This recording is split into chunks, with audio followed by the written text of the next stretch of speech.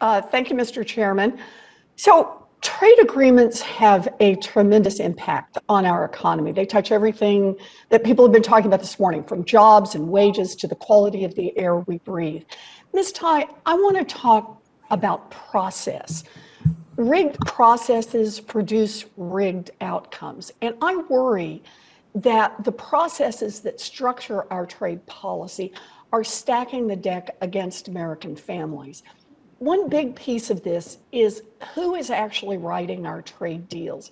When the people who are whispering in the ears of our trade negotiators are corporate executives and industry lobbyists, you can bet that the outcome is probably not going to be great for American workers and American families. And that is exactly what happened with TPP. About 85% of the people sitting in on our trade advisory committees when that deal was negotiated were representatives from corporations and industry. And by the way, it took months to even uncover this information. It wasn't even publicly listed. So, Ms. Tai, do I have your commitment that each of our existing trade advisory committees will have more representatives from labor, consumer, and environmental groups than from corporations?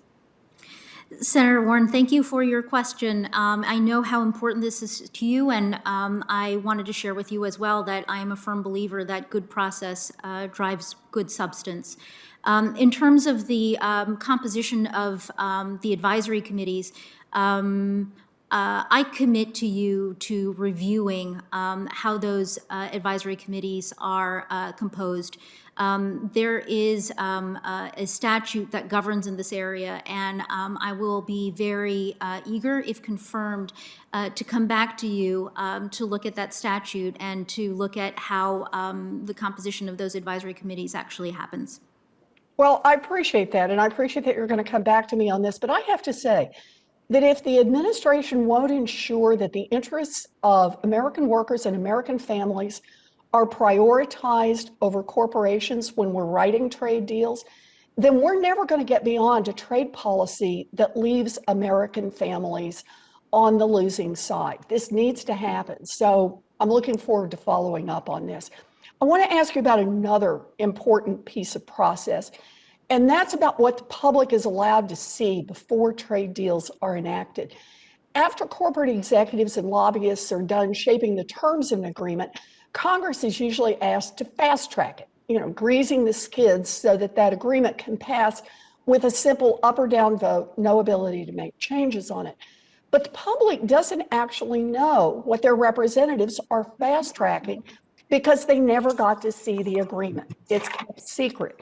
So workers and families have no idea how corporations may have thrown them under the bus until after Congress has already tied its hands and given up some of its ability to fix the agreement. So, Ms. Tai, I believe that Americans should be able to see for themselves whether or not trade deals that are being negotiated are actually good deals for them and for their families.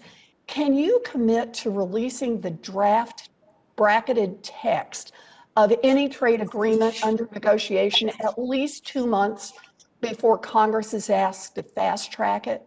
Give us a chance to read it. Senator Warren, I want to make clear to you how important the principles that you are articulating here with respect to those that advise our trade negotiators and with respect to making the results of trade negotiations available to the public. So I want to start from there. I maybe want to go a step further and to let you know that this interest in transparency and connecting with the American people directly on our trade policies, in my mind, goes beyond what we do in the context of negotiating large trade agreements, that I very much hope, if confirmed, to bring these principles to the conduct of U.S. trade policy on a day-to-day basis. Well, I very much appreciate that you want to engage with the American people on this, but what I'm really looking for here is a hard commitment. To me, this is another place where the administration needs to take a hard line. Trade negotiations must be open and transparent to the public. And without that commitment, you're denying Americans the ability to know if what is being negotiated on their behalf actually benefits them, because they don't get any real input into the process. Look, trade agreements need to happen on terms that strengthen American workers and the American economy. And if we want American families to come out ahead on trade deals, we need to start by fixing the processes that have produced these rigged outcomes. We need to make sure that representatives from labor and consumer and environmental groups, not just from corporations, are the ones who are filling the seats at the table.